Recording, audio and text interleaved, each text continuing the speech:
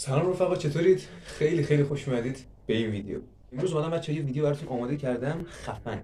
موضوع از این قراره بچه‌ها، اون کسایی که تازه ترید شروع کردن و مبتدی هستن، این ویدیو مخصوص اوناست. تو این ویدیو آقا میخوام بهتون قدم‌های شروع ترید یا بهتر بگم سوال ترید رو از کجا شروع کنیم و بهتون جواب بدم. به این سوال جواب بدم و قدم‌هاشو تک تک بهتون بگم. پس بدون معطلی بزنیم بریم سراغ ویدیو. مورد اول بچه‌ها که می‌خوایم بهش بپردازیم اینه که خیلی از آدما رو من دیدم و بچه‌ها رو دیدم که تازه میخوان ترید رو شروع کنن، بلا فاصله میرن پول دوره میدن. آقا پول دوره دادن بد نیست، تو واسه پیشرفت 100% هم باید پول دوره بدی، ولی نه اون اول کار. یعنی اون اول تو بری پول دوره بدی. نظر شخصی من درباره این موضوع اینه که شما همون اول برید پول دوره بدید که تازه شروع کردید ترید رو، اون براتون زیادیه. نمیدونم میتونم بهتون بفهمم یا نه، اون حجم از اطلاعات برای شما تازه وارد زیادیه. پس قبل اینکه اصلا برید پول دوره رو بدید، شما اصلا باید این مراحلی رو طی کنید. میتونید داخل همین یوتیوب خودمون پر تو محتواست. آقا خیلی اصلا تولید محتوا میکنن، از جمله چنل خودمون که اونی که چنلمونه از دیجیتال کلاب. حتما برید بهش سر بزنید، لینکش هم تو دیسکریپشن. اونجا بهتون کلا ترید و نحوه ترید رو بهتون یاد میدن، ترید کردن، استراتژی ها و مدیریت سرمایه و چیزای دیگه. بپردازیم به موضوع خودمون. داشتم بهتون میگفتم که اون اول اصلا نیاز نیست پول دوره بدید. میتونید تو یوتیوب سرچ کنید و چیزای پایه رو یاد بگیرید. حالا گیریم شما سرچ کردید و ویدیو رو دیدید و یه چیزایی هم یاد گرفتید. بعد اون برید اپ تریدینگ ویو رو دانلود کنید که فکر کنم اکثرتون بدونید کدوم اپو دارم میگم. برید رو دانلود کنید و برید داخل فضاش. یه چهار تا انتخاب کنید، میتونید بیت کوین باشه، هر چیزی فرق نداره. آقا برید با فضا آشنا بشید، با کندلا آشنا بشید، با خطا و چیزای دیگه آشنا بشید. یعنی سرجم بخوام بهتون بگم، با فضا آشنا بشید، با فضای چارت و کندل و ارزا آشنا بشید. بعدش که آقا شما یاد گرفتید اینا رو، اوکی، داخل یوتیوب همون که گفتم ویدیو پره. بزنید آقا آموزش ترید برای پایه مختلف فرق نداره. آقا اینو سرچ کنید، یه عالمه ویدیو میاد. شما اولا باید با حمایت مقاومت یاد بگیرید، نمیدونم خط روند چیه و کندل شناسی و اینجور چیزا بچه‌ها. یعنی شما پایه کارو باید یاد بگیرید. الان میگید همین، ما همین کارا رو انجام دادیم و دیگه بچه‌ها بعد انجام این کارا شما به یک سطح اطلاعاتی میرسید که پایه رو بلدید.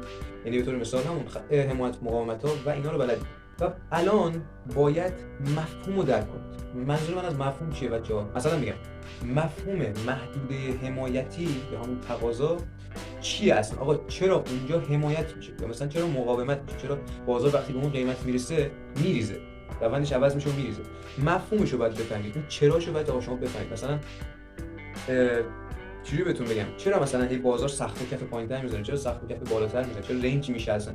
مفهوم اینو بچه‌ها شما باید اول بفهمید، بعد بتونید پیشرفت کنید. یعنی واقعا این برام تجربه شده که باید اول مفهوم توی ذهنتون بره تا بتونید ادامه کار رو پیش ببرید. بعد همه این کارا شما الان دقیقاً یه شخصی هستید که میتونه بره یه دوره تهیه کنه. ببینید بچه‌ها، حرف قبلا اشتباه برداشت نکنید. من نگفتم توی دوره نگید. ببینید شما برای پیشرفت داخل بازار مالی و ترید کردن و اینکه بتونید به یه تریدر خیلی خوب تبدیل بشید، باید پول خرج کنید. یعنی بدون پول خرج نکردن نمیتونید تریدر خوبی بشید. اینو من واقعا تجربه کردم، دارم بهتون میگم و خیلی دیدم که همین موردی رو تجربه کردن و اکثر تریدرایی که میبینید خیلی خفنن و سطح بالایی دارن، همشون پول خرج کردن. یعنی دوره‌های افراد مختلف و استادان مربی مختلف دیدن تا تونستن اونجا برسن. این چیز کاملا واضحه. شما برای پیشرفت باید بها بدید. همین تمام شد. الان شما یه شخصی هستی که از نظر اطلاعاتی میتونی یه دوره تهیه کنید و هر دوره‌ای هم نه بچه‌ها، یعنی دنبال آدمای پکیج فروش داخل اینستاگرام نباشید بچه‌ها. استادی رو پیدا کنید که بهش اعتماد دارید و از کارش مطمئنید، می‌دونید آقا طرف خفنه، یعنی خودش به سودای خیلی خفنی رسیده، یعنی چندین سال آقا داخل این بازار تجربه داره. یعنی شما باید برید تجربهشو دارید می‌خرید دیگه. اوکی، وقتی که اون تجربه طرف مثلا 1 سال باشه و 2 سال باشه خفن نیست اونقدر، ولی اگه برید مثلا استادی رو پیدا کنید که مثلا 15 سال مثلا داخل این کاره، اون ارزش داره بچه‌ها. فرض کنید شما تجربه 15 سال یک شخص رو با توی مثلا یه ماه میتونید یاد بگیرید. این خیلی چیز خفنیه. اوکی، پس حتما شخص خوبی رو پیدا کنید واسه اینکه دوره‌شو بتونید بخرید.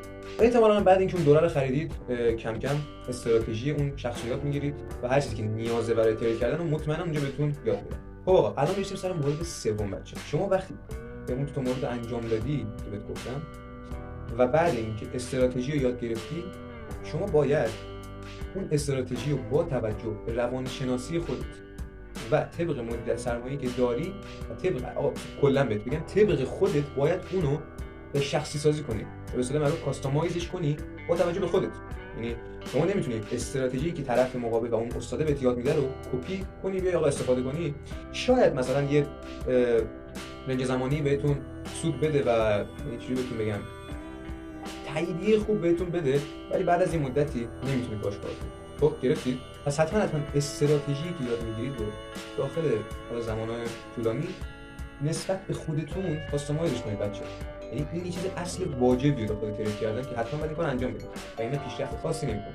الان شما استراتژی خفنی برای خودتون دارید و اوکی دست کنید، ولی اون استراتژی آقا به تنهایی نمیتونه به شما جواب بده. شما باید مدیریت سرمایه خفنی داشته باشید. روانشناسیتون آقا روانشناسی حرف تقریبا اول میزنه بچه‌ها داخل ترید کردن. مثال میزنم، خودتون شما فکر کنید، فرض کنید امروز تو اصلا اعصاب نداری، نمیتونی بشینی پایچار تحلیل کنی، بتونی معامله بکنی. امروز ناراحتی، نمیتونی خوب تصمیم گیری کنی. امروز خیلی هیجان زده‌ای، بازم نمیتونی تصمیم بگیری. پس سعی کنید روانتون رو همیشه بچه‌ها این چیز خیلی ریلکس نگه دارید که بتونه تصمیمای خیلی خوبی بگیره و یا سریع هیجان زده یا خیلی ناراحت سریع بشه. یعنی مثلا استاپ خوردید، ککتون نگزه، تیپی هم خوردید، بازم هم ککتون نگزه. یعنی باید روانشناسی کنترل کنید، باید احساساتتون کنترل کنید تا بتونید داخل این عرصه خیلی بزرگ به سود برسید. رسیدیم به پایان ویدیو بچه‌ها. قبل اینکه آقا من ویدیو رو تموم کنم بهتون بگم آقا شما باید ژورنال نویسی هم بلد باشید. ژورنال نویسی بلد باشید، نه بلد باشی نه ژورنال رو باید بنویسید. همون یا خاطرات و تاریخچه معاملات رو وقتی هر چیزی که راجع به اون معامله نیازه رو بعد دیگه ثبت و یادداشت می‌کنید. حالا میتونه دفترچه‌تون باشه، میتونه حالا داخل خود گوشیتون باشه، هر جای بچه‌ها بعد یادداشت میشه که بعد اینکه مثلا بعد یه دوره با میرین رو نگاه می‌کنید، مشکلتون رو می‌فهمید، مثلا استاپ یاد می‌کنید، میری ژورنالاتو نگاه می‌کنی، اون میگه خب مثلا فلان فلان مثلا دلیل استاپ خوردن همینه. ببینید ژورنال خیلی کمک می‌کنه بچه‌ها. پس حتما ژورنالتون رو بنویسید. این موضوع هم بهتون گفتم، واقعا بهش یادم میرفت، شانس آوردم یادم اومد بهتون گفتم. دیگه حرف خاصی باقی نمیمونه بچه‌ها. و برای حمایت از این کانال من اون دکمه سابسکرایب اون پایین رو بزن، زنگولش فراموش نشه. از این ویدیو اگه خوشت اومد لایک و کامنت هم دیگه اصلا بچاپونید. بچه‌ها اینا راستی بهتون میگم حتما اون کانال فراموش نشه.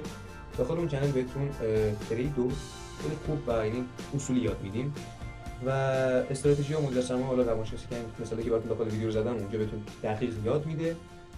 پس حتما اونجا هم سابسکرایب بکنید چون خیلی مهمه. یه حرف خاصی باقی نمونه آقا، تا ویدیو بعدی فعلا خدا حافظ.